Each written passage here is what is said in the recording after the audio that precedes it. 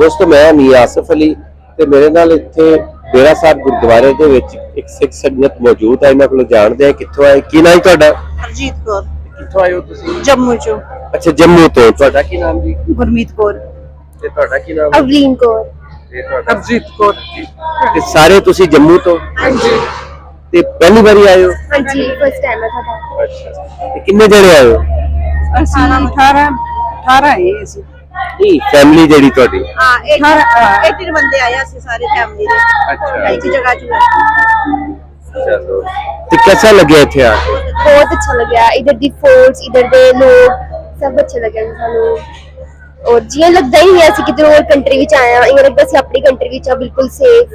कुछ ओ नहीं है। जम्मू किहड़ी जगह तो? जम्मू ਅਸੀਂ ਕਠੂਆ ਤੋਂ ਬਿਲੋਂਗ ਕਰਦੇ ਹਾਂ। ਕਠੂਆ ਤੋਂ। ਹਾਂਜੀ।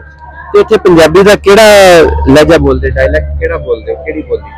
ਅਸੀਂ ਇਹ ਤੇ ਉਧਰ ਡੋਗਰੀ ਹੈ ਵੈਸੇ, ਬਟ ਅਸੀਂ ਜਿਵੇਂ ਕਿ ਸਰਦਾਰ ਆ ਤੇ ਅਸੀਂ ਆਪਣੀ ਮਾਂ ਬੋਲੀ ਬੋਲਦੇ ਆ ਪੰਜਾਬੀ, ਜੋ ਕਿ ਸਾਡੇ ਗੁਰਦੁਆਰੇ ਸਾਹਿਬ ਵਿੱਚ ਸਿਖਾਈ ਜਾਂਦੀ ਹੈ। ਸਕੂਲਾਂ ਵਿੱਚ ਤੇ ਨਹੀਂ, ਪਰ ਸਾਡੇ ਗੁਰਦੁਆਰੇ ਸਾਹਿਬ ਵਿੱਚ ਸਿਖਾਈ ਜਾਂਦੀ ਹੈ। ਡੋਗਰੀ ਜਿਹੜੀ ਉਹ ਵੀ ਤਾਂ ਪੰਜਾਬੀ ਦੀ ਹੈ ਨਾ? ਨਹੀਂ ਨਹੀਂ, ਉਹ ਥੋੜੀ ਅਲੱਗ ਵਿੱਚ ਆ ਜਾਂਦੀ ਹੈ। ਉਹ ਉਧਰ ਦੇ ਲੋਕ ਨੇ ਜਿਹੜੇ ਡੋਗਰੇ, ਉਹਨਾਂ ਦੀ ਭਾਸ਼ਾ ਉਹ ਡੋਗਰੀ। ਅੱਛਾ, ਆ ਦੇਖੋ ਇਹ कैसा एक अजीब सीन है कि ਪਾ ਦਿੱਤਾ ਜਾਂਦਾ। ਹੁਣ ਡੋਗਰੀ ਜਿਹੜਾ ਵਾ ਬੇਸਿਕਲੀ ਪੰਜਾਬੀ ਦਾ ਡਾਇਲੈਕਟ ਹੈ, ਅਸੀਂ ਉਹਨੂੰ ਪੰਜਾਬੀ ਹੀ ਸਮਝਦੇ। ਉੱਥੇ ਉਹਨਾਂ ਨੇ ਉਹਨੂੰ ਵੱਖਰੀ ਬੋਲੀ ਕਰਾਰ ਦਿੱਤਾ ਔਰ ਅੱਜ ਜਿਹੜੀ ਉੱਥੇ ਦੀ ਨਵੀਂ ਨਸਲ ਆ ਉਹਨੂੰ ਵੱਖਰਾ ਸਮਝਣਾ ਸ਼ੁਰੂ ਹੋ ਗਈ। ਹਾਲਾਂਕਿ ਡੋਗਰੀ ਪੰਜਾਬੀ 'ਚ ਕੋਈ ਫਰਕ ਨਹੀਂ ਹੈ ਔਰ ਡੋਗਰੀ ਨੂੰ ਬਾਕਾਇਦਾ ਸਾਡਾ ਡਾਇਲੈਕਟ ਆ।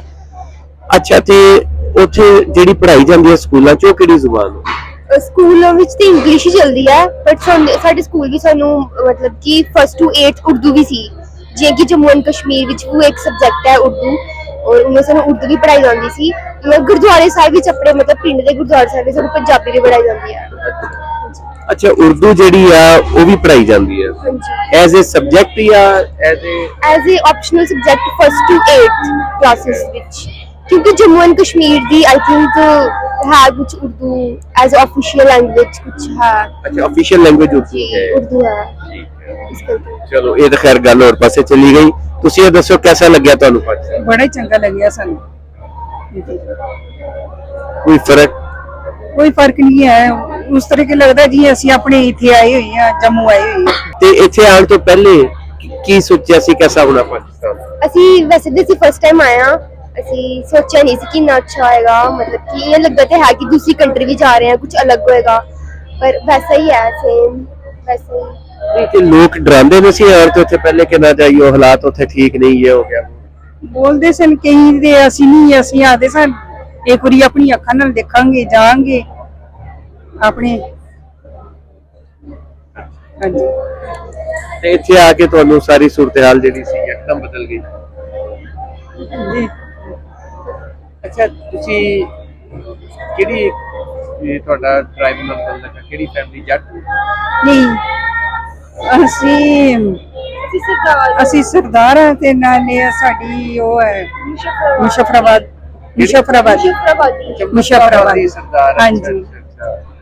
ਵਾਹ ਜੀ, ਮੁਜ਼ੱਫਰਾਬਾਦੀ ਸਰਦਾਰ। ਅੱਛਾ, ਤੁਸੀਂ ਫਿਰ 47 ਚ ਉਧਰ ਚਲੇ ਗਏ ਹੋਵੋਗੇ? ਹਾਂਜੀ, ਸਾਡੇ ਬਜ਼ੁਰਗ ਜਿਹੜੇ ਸਨ ਇਹ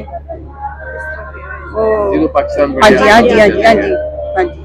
ਅੱਛਾ, ਇਹਦੀ ਵੀ ਵੈਸੇ ਨਵੀਂ ਗੱਲ ਆ, ਮੁਜ਼ੱਫਰਾਬਾਦੀ ਸਰਦਾਰ ਜਿਹੜੇ ਆ। ਤੇ ਅਗਲੀ ਤੁਸੀਂ ਗੱਲ ਦੇਖੋ ਕਿ ਮੈਂ ਉਹੀ ਹੈਰਾਨ ਸੀ ਕਿ ਜੰਮੂ ਚ ਰਹਿੰਦੇ ਤੇ ਡੋਗਰੀ ਨਹੀਂ ਬੋਲਦੇ। ਉਹ ਮੁਜ਼ੱਫਰਾਬਾਦੀ ਸਰਦਾਰ ਆ। ਅਸੀਂ ਕਹਿੰਦੇ ਹੁੰਦੇ ਆ ਕਿ ਜਿਹੜਾ ਪਾਕਿਸਤਾਨੀ ਕਸ਼ਮੀਰ ਆ, ਆਜ਼ਾਦ ਕਸ਼ਮੀਰ ਆ, ਉਹ ਸਾਰਾ ਪੰਜਾਬੀ ਏਰੀਆ। ਔਰ ਇਹ ਸਰਦਾਰ ਜਿਹੜੇ ਸਾਨੂੰ ਅੱਜ ਮਿਲੇ ਇਹ ਵੀ ਉਸੇ ਚੀਜ਼ ਦਾ ਸਬੂਤ ਹੈ ਕਿ ਇਹ ਪੰਜਾਬੀ ਹੀ ਹੈ, ਡੋਗਰੀ ਵੀ ਨਹੀਂ।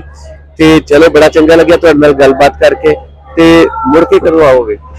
ਹੁਣ ਵਾਹਿਗੁਰੂ ਜਦੋਂ ਸਦਨਗੇ ਜਦੋਂ ਆਗੇ। ਤੇ ਕੀ ਇਰਾਦਾ ਹੈ ਮੁੜ ਕੇ ਆਉਣ ਦਾ? हाँ जरूर, अगर वाहिगुरु जी बुलाएंगे तो फिर जरूर आएंगे। चलो जी, आओ, मुड़ के भी आओ। वेलकम जी।